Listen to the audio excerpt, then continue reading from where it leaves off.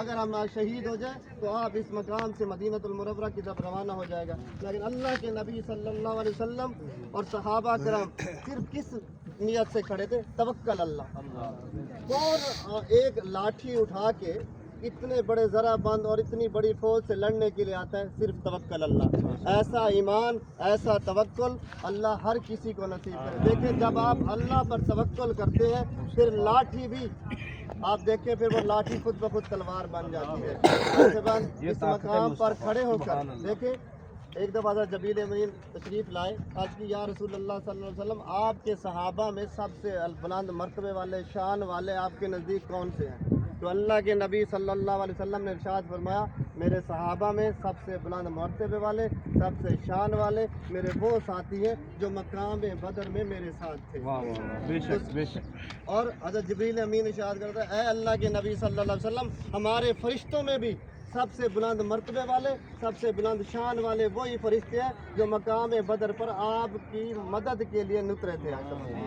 حیثبان کم و بیش 1000 ملائکہ جبل ملائکہ کے پہاڑ پر اترے. ہم انشاءاللہ اس پہاڑ کی بھی زیارت کریں گے.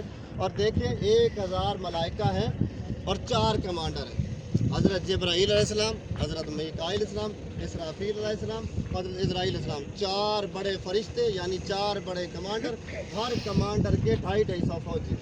کیسے شان والے فرشتے اور کیسے شان والے فوجی. حضرت ابوبکر صدیق رضی اللہ عنہ عرض کرتے ہیں کہ ہم ابھی کسی کافر کا سر تن سے جدا کرنے کے لیے ایسے تلوار اٹھاتے تھے اور اس کا سر دور جاتا تھا. اللہ کے نبی صلی اللہ علیہ وسلم نے ارشاد فرمایا کیونکہ اس جنگ میں ملائکہ آپ کی مدد کر رہے تھے.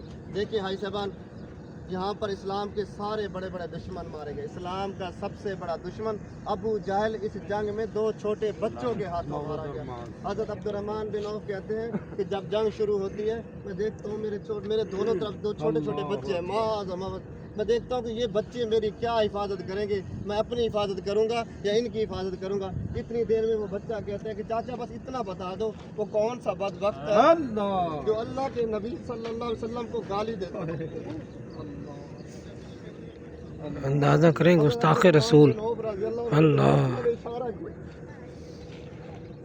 اس کے بعد وہ دونوں بھائی ایسے اللہ کی طرح لپٹے اور اس بدبخت کو یہیں پر گرا دیا. حیثبان وہ اتنا بڑا جاہل اور اتنا بڑا بدبخت تھا غلاف کعبہ کو پکڑ کے کہتا تھا کہ اے اللہ میں مانتا ہوں یہ تیرا سچا نبی ہے، میرے اوپر پتھروں کی بارش کر دے، مجھے ریزہ ریزہ کر دے، پھر بھی اس پر ایمان نہیں لاؤں گا. حیثبان اس یوم فرقان والا دن، یہ اللہ کی نصرت والا دن، اللہ کی فتح کی نشانی، مسلمانوں کی فتح کی نشانی، توکل اللہ کی نشانی، یہ وہ مقام ہے